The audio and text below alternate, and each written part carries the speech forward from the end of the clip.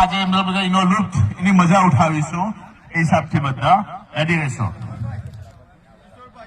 કિશોરભાઈ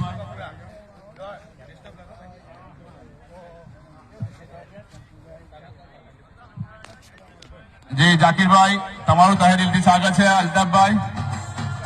અલ્તાફભાઈ બાપુજી ટંકારિયા, જાકીરભાઈ ટંકારિયા અને આવેલા બીજા મહેમાનોનું તહે દિલથી સ્વાગત કરીએ છીએ.